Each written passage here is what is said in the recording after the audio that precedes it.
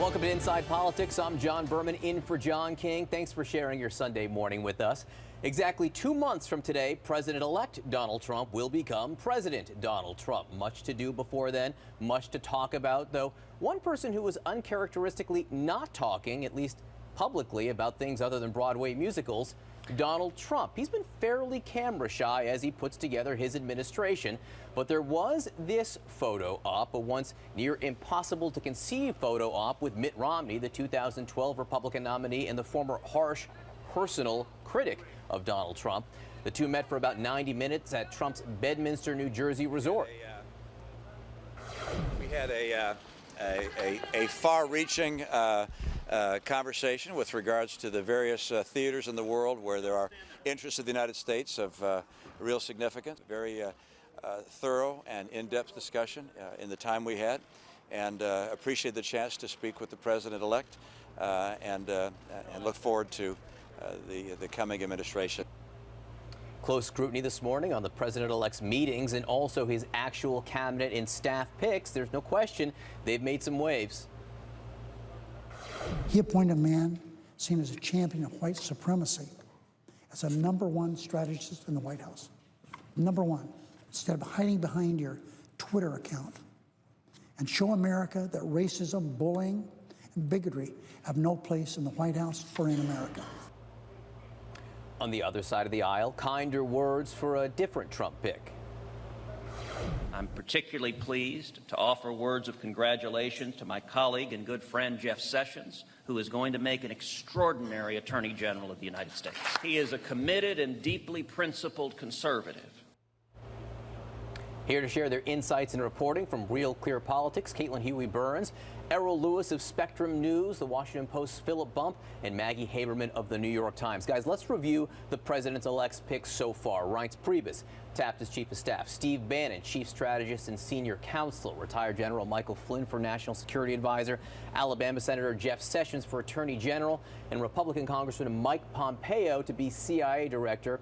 That's who is in, or at least tapped. So let's talk now about who is floating. And no one's sort of floating more surprisingly than Mitt Romney. So, Maggie Haberman, is this real or is this performance art? Depends on who you talk to.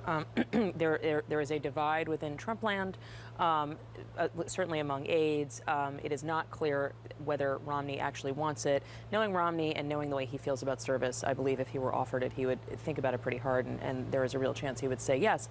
But mostly what I think it reflects is that Giuliani has fallen out of favor to a large degree. It doesn't mean he won't get it. Trump is incredibly mercurial in terms of Secretary of State. That's the one job that Giuliani really wants. But Trump became very aggravated by several accounts from people I've spoken to about all of the headlines that Giuliani was getting, both in terms of the negative ones about his business and his dealings with foreign governments, but also the ones just about Giuliani, you know, as the lone real choice. And I know Giuliani was privately telling people it was basically his. Trump doesn't like that kind of thing. Interesting. So Mitt Romney says as much about Rudy Giuliani as he might about Mitt Romney.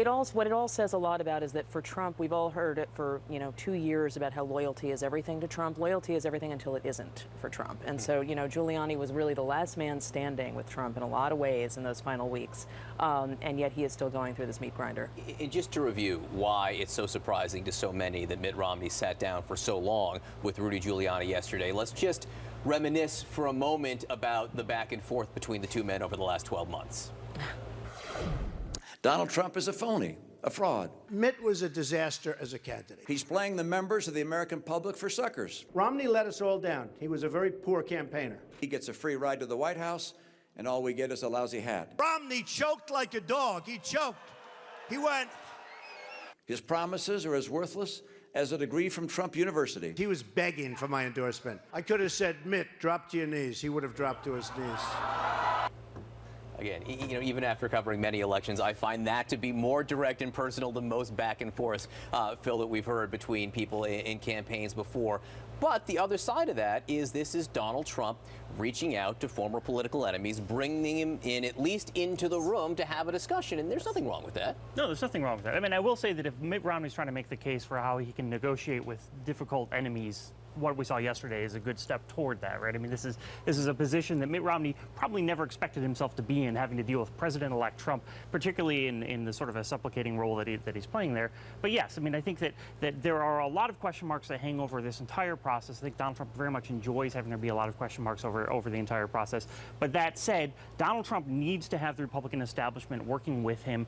His attitude so far with his former enemies has been to let them come to him. He's doing some of that, but I think this interaction with him and Romney is a big step forward toward establishing a sort of normal relationship between a president and his party. At least have a seat at the table in Bedminster or Trump Tower, as the case may be.